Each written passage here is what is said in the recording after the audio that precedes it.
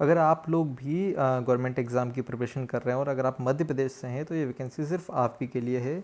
मध्य प्रदेश में वन विभाग की तरफ से वन रक्षक और जेल रक्षक की और सहायक जेल अधीक्षक की वैकेंसी निकली हुई है। अगर हम फॉर्म की बात करें तो ओपन के लिए ये फॉर्म 500 रुपये का होने वाला है, और अगर हम ST SC OBC या फिर EWS की बच्चों की बात करें तो उनके लिए 250 रुपये का फॉर्म होने वाला है।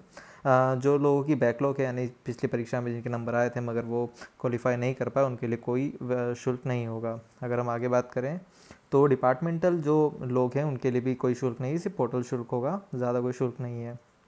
बात करें वैकेंसी की तो पूरी वैकेंसी जो है वो कि 1669 के हिसाब से या 79 हिसाब से ऐसी कुछ वैकेंसी है, जो कि काफ़ी अच्छी वैकेंसी है। अगर बात करें सिलेबस की तो सिलेबस भी इसमें कोई हार्ड नहीं है। हिंदी, इंग्लिश और अपना GK GS और MP पढ़ाते हैं। अगर हम एज की बात करें तो न्यूनतम 18 वर्ष और अधिकतम जो कि 33 वर्ष है। अगर एज रिलैक्सेशन आपको मिल रहा है तो 38 वर्ष तक आपको इसमें छूट मिल सकती है, मतलब 5 साल का एज रिलैक्सेशन मिल जाएगा। यही वीडियो में आगे बात करते हैं तो हाँ, अगर ये आपको बेनिफिट मिल जाएगा अगर आप भूतपूर्व सैनिक हैं या फिर कहीं और काम मतलब MP गवर्नमेंट में हैं, या फिर आपको NCC में जो प्रमाण पत्र मिलते हैं, तो अगर उनको आप मिलते हैं तो आपको उसका भी इसमें लाभ मिल सकता है। और अगर हम आगे बात करें तो अगर हम हाइट की बात करते हैं, पुरुषों में 163 हाइट मांगी है। सीना बिना फुलाए 79 सेंटीमीटर, और फुलाने के बाद शायद कुछ बढ़ना चाहिए 5 सेंटीमीटर, इससे बढ़ जाना चाहिए। महिलाओं के लिए हाइट मांगी है 150 सेंटीमीटर, और बाकी इसमें कोई सीना फुलाने वाला मामला ऐसा कुछ है नहीं कि कितना कुछ लगेगा। अगर इसी वैकेंसी में हम आगे बात करते हैं तो ये रहे state wise I mean district wise vacancies. तो आपका जो भी डिस्ट्रिक्ट है, आपको इसमें बेस्ट पार्ट ऐसा है कि होम होम मतलब होम डिस्ट्रिक्ट तो पोस्टिंग मिलना थोड़ा मुश्किल है, लेकिन अगर आपका लेट से अगर आप इंदौर डिस्ट्रिक्ट से हैं तो आप आसपास के किसी भी डिस्ट्रिक्ट में पोस्टिंग ले सकते हैं। वैकेंसी मैंने पहले ही बता दी है कि 1679 वैकेंसी है, तो उसके लिए आपको कोई चिंता करने की ज़रूरत नहीं है। फ़ीस के बारे में मैंने आपको बता दिया है, और थोड़ा नोटिफिकेशन देख लेते हैं क्या मुख्य जानकारी हो सकती है आपके लिए। ये जो पद हैं यहाँ पर, ये बताते हैं कि ST SC OBC और ओपन कैटेगरी में कितने कितने पद हैं, लेकिन अगर जो व्यक्ति तैयारी कर रहा है तो मेरे हिसाब से उसके लिए एक पद ही बहुत है, क्योंकि जैसे मैं तैयारी कर रहा हूँ तो मुझे सिर्फ एक ही पद के लिए कॉम्पीट करना है।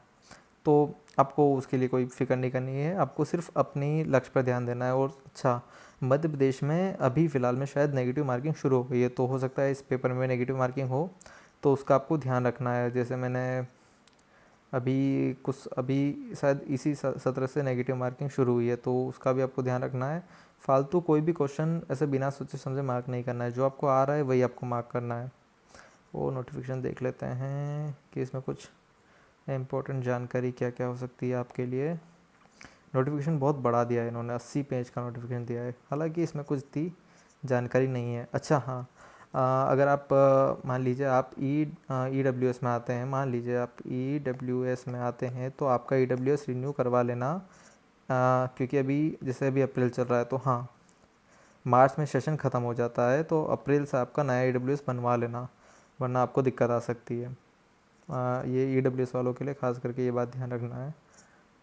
बाकी तो ऐसा कुछ खास इसमें है नहीं। जो भी है सिलेबस के लिए मैं अलग सेपरेट वीडियो बना दूंगा। और हाँ, अप्लाई कैसे करना है फॉर्म, उसके लिए कुछ नहीं है, मैं आपको सीधा सा बताता हूँ। सबसे पहले आपको मध्य प्रदेश चयन मंडल, ये मध्य प्रदेश कर्मचारी चयन मंडल की वेबसाइट पे जाना है। वहाँ पर आपको मिल जाएगा कि मतलब जो इसका होम रहता है ना, वहीं पर आपको मिल जाएगा ये वैकेंसी के लिए कहाँ आपको कैसे अप्लाई करना है। उसके बाद इसमें दूसरी बात ऐसा है कि आपको इस बात का हमेशा ध्यान रखना है कोई भी फॉर्म भरते हुए, कि आपका जो फ़ोटो होना चाहिए वो 3 महीने से पुराना ज़्यादा नहीं होना चाहिए।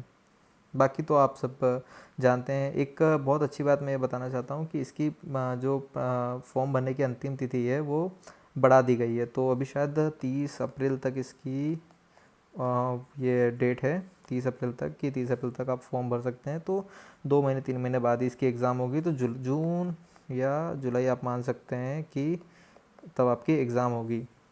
तो आपके पास सफिशिएंट टाइम मिलेगा। अगर जून जुलाई में आपको एग्ज़ाम है तो 2-3 महीने इस एग्ज़ाम मतलब इस वैकेंसी के लिए बहुत है। उसकी सैलरी भी अगर स्टार्टिंग की बात करें तो आप समझ लीजिए कि 20,000 समथिंग आपको इन हैंड मिल जाएगा।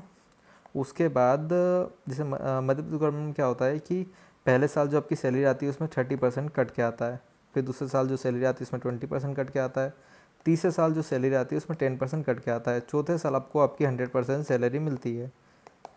तो अभी फ़िलहाल में समझ लो कि आपको जो 20,000 रुपये मिलेगा वो उसमें से भी कट पिट के जो भी आपके हाथ में आएगा वो आएगा।